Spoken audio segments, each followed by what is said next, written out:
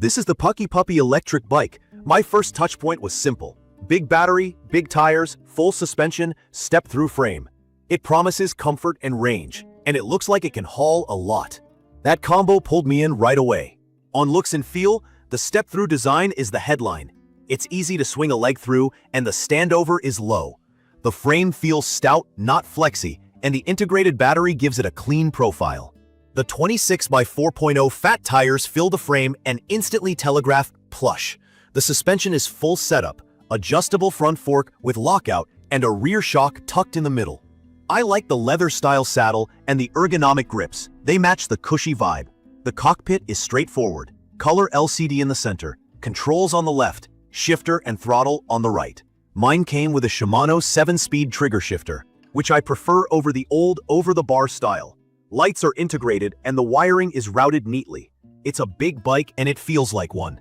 At around 81 to 85 pounds, it's not something I want to carry upstairs, but once rolling, it doesn't feel clumsy.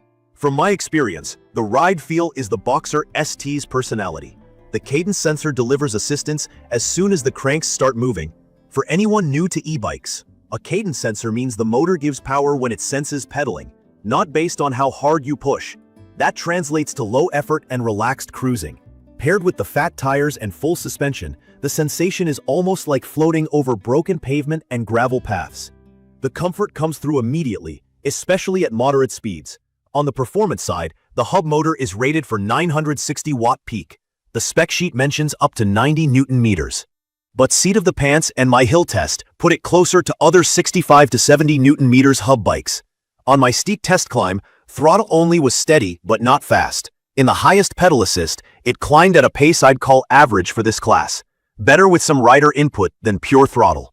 Speed-wise, the bike is set up as class 2-3. The throttle tops at about 20 miles per hour. Pedal assist can be unlocked into class 3 territory. In my rides, PAS 5 pushed just over 28 miles per hour on flat ground with a bit of effort, and I could creep past 30 miles per hour with a tailwind. If your local rules cap class 3 at 28 miles per hour, keep that in mind and set the display accordingly. Acceleration strength can be adjusted in the settings, which is handy if you want softer starts. Range is where the big 48-volt 20-amp-hour battery earns attention. That's 960 watts, and it's the foundation for the brand's 40 to 80-mile claim. I'm about 200 pounds with gear. In PAS 3 on mixed city riding, I logged just over 40 miles before needing a charge.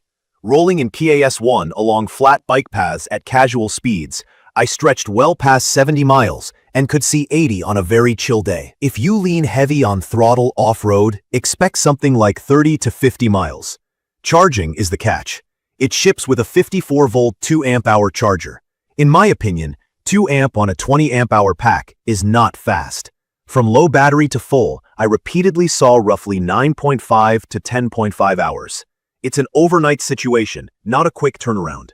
Braking is strong, hydraulic discs with 180mm rotors. Stopping power is absolutely there, and modulation feels predictable. Under very hard braking, I did feel a little shudder from the rear end, which I chalk up to the entry-level rear shock getting outpaced by the brake force on a heavy frame. The fork worked fine for casual trail work, but felt a bit sticky over small, rapid bumps. I also had a minor creak develop that I addressed with a bolt check and some lube around the suspension hardware. Small stuff, but worth mentioning if you're picky about silence. Utility is solid. There's a 400-pound total payload rating, which is generous for bigger riders or real cargo. The step-through helps with mounting when the bike is loaded. The included walk mode is useful for pushing the bike up a ramp or a short hill. The display is easy to read and gives you good data at a glance.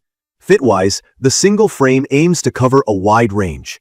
I found the rider position comfortable yet sporty. Upright enough for city rides. Low enough to keep weight on the front for cornering. One note, the rear shock lives in the middle of the step-through valley, so the space is slightly crowded.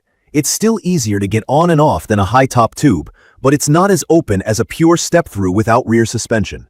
Key features that stood out to me are simple. The 960 watt-hour makes real range possible. The full suspension and 4-inch tires smooth out rough stuff, giving that floating feel street riders love. Hydraulic disc brakes match the weight and speed. The Shimano 7-speed with a trigger shifter is a nice update. The frame feels sturdy and confidence-inspiring, and the payload capacity gives it real practicality. The cadence sensor keeps things low effort, which is great on long commutes or when you just want to relax.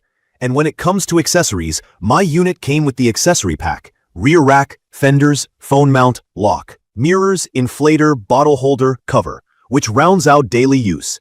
If you're shopping during a promo, that bundle is a sweetener. If not, double-check what's included. There are trade-offs. The weight makes it cumbersome to lift or transport. The charger is slow for a battery this big. The motor's personality leans towards speed on flats rather than brute torque on steeps, so throttle-only hill climbs feel modest. The entry-level suspension brings comfort but not high-end damping. Push it hard and you'll feel its limits. None of these are deal-breakers for how I ride, but they're part of the package. In my opinion, this bike's identity is clear: comfort, range, and stability. It's perfect for riders who want a plush, low-effort ride, plan to charge overnight, and value a step-through frame with real carrying capacity. From my experience, it shines on city streets, bike paths, and light trails, cruising at 18 to 25 miles per hour with minimal fuss. I'd recommend this for commuters who don't want to arrive sweaty, bigger riders who need a high payload rating, and anyone who values a smooth ride over technical, high-speed control on rough terrain. If you're chasing nimble handling and top-tier suspension feel, you'll want to upgrade components or look elsewhere. If you want to feel like you're gliding and you love the idea of long rides without range anxiety, this checks those boxes.